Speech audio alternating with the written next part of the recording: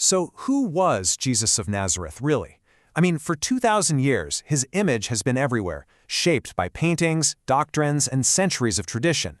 But what if we could just wipe the slate clean? That's what we're going to do. We're going to use modern scholarship to go looking for the actual man behind the icon. And here's the thing. The reason we have to do this is because almost everything you think you know about this man, it's a translation of a translation. It's been filtered through so many layers of language and culture and theology that the original picture gets pretty blurry. Okay, so for us to really get into this, we have to draw a really clear line in the sand. On one side, you've got the Christ of faith.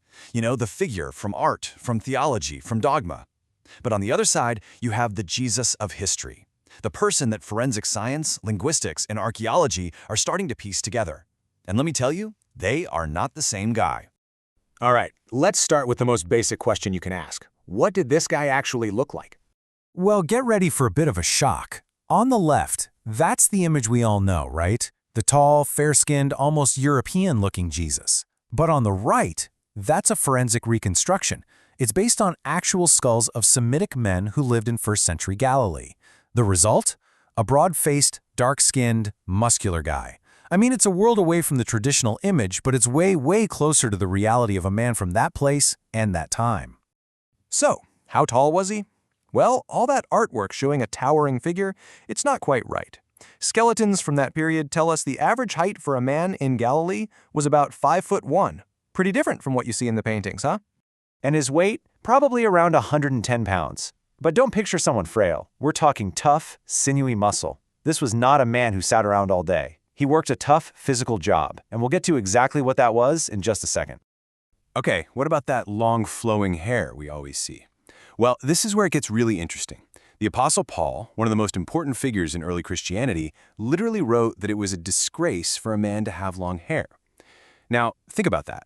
There is just no way he would write that if the leader of his entire movement was famous for his long locks. The historical reality is that he would have short, probably curly hair and a beard, just like other Jewish men of his time. And that tough physique we mentioned, it all comes down to his job. For centuries, we've heard he was a carpenter. But the Greek word used in the Gospels is tekton. Here's the catch. In first-century Galilee, wood was super expensive, a luxury item. What did they have everywhere? Stone. So tekton almost certainly meant a builder or even a stonemason. And that changes everything. He's not just a woodworker, he's a rugged, manual laborer. And suddenly, all his parables about cornerstones, building on rock, and casting stones, they just click into place, don't they? All right, now let's shift gears and look at the story of his birth, because this is a perfect example of how translation and tradition can build up over time to create a story with, well, some pretty big historical problems. Okay, check this out. The Gospel of Matthew says Jesus was born when Herod the Great was king. We know for a fact that Herod died in 4 BCE. Simple enough. But the Gospel of Luke says his birth happened during a big Roman census run by Governor Quirinius, and we know from Roman records that that census took place in 6 CE. That's a 10-year gap. There's no way around it. Both of these timelines just can't be true. And it's not just the dates. The two Gospels disagree on who was in charge, why the family even went to Bethlehem, and what they did right after the birth. They're just completely different stories. And that's led most modern scholars to a pretty big conclusion. These stories probably weren't meant to be read as literal, factual history. They were more like theological arguments, crafted to show that Jesus fulfilled very specific ancient prophecies. And speaking of prophecy, this right here might be one of the most consequential translation choices in all of human history. So the whole idea of a virgin birth comes from a prophecy in the book of Isaiah. But in the original Hebrew, the word Isaiah used was Alma, and Alma simply means a young woman. That's it. It wasn't until centuries later, when the text was translated into Greek, that the translators chose the word parthenos, a word that specifically means virgin. Think about that. A central doctrine of faith resting entirely on a single translator's word choice. But this whole translation issue goes way deeper. You have to remember, Jesus spoke Aramaic, but the Gospels, they were all written down decades later in Greek. And that gap between what was said and what was written created some absolutely fascinating and really profound misunderstandings. You know that famous line about it being easier for a camel to go through the eye of a needle? Well, it might just be a mistranslation. In Aramaic, the word for camel is gamlo, but the word for a thick, heavy rope is gamla. See how similar they sound? Now, which metaphor makes more sense? A camel and a needle?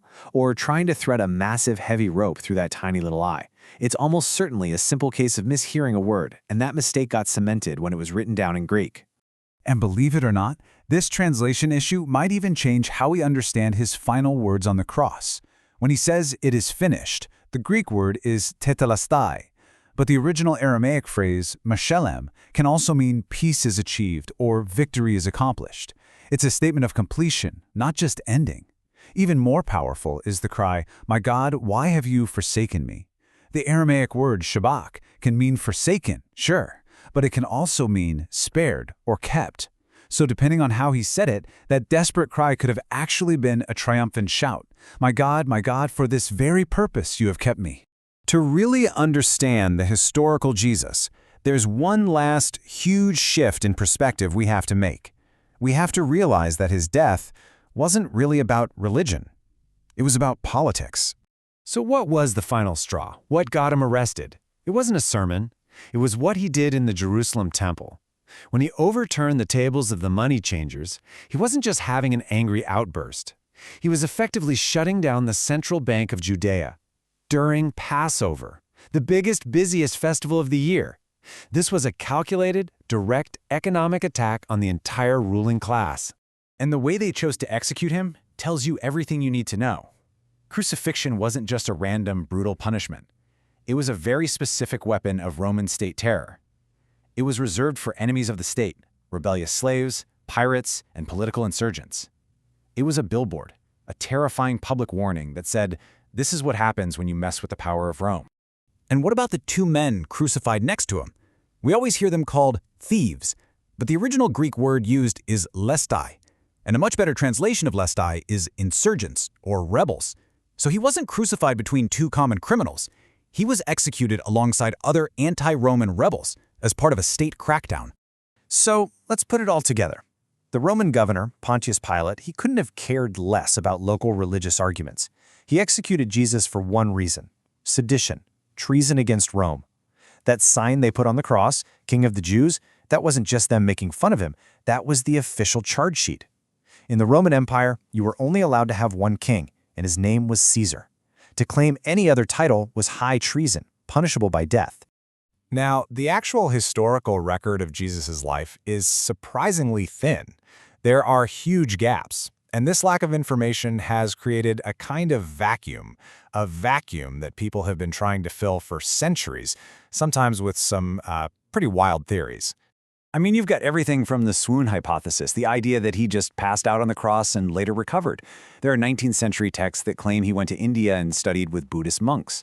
And my personal favorite has to be the legend from a small village in Japan, Shingo, which claims he actually escaped, fled to Japan, became a rice farmer, and lived to be 106.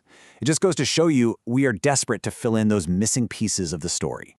But here's the thing, you don't really need all those wild legends, because the historical person that's starting to emerge from the actual evidence is in many ways even more compelling.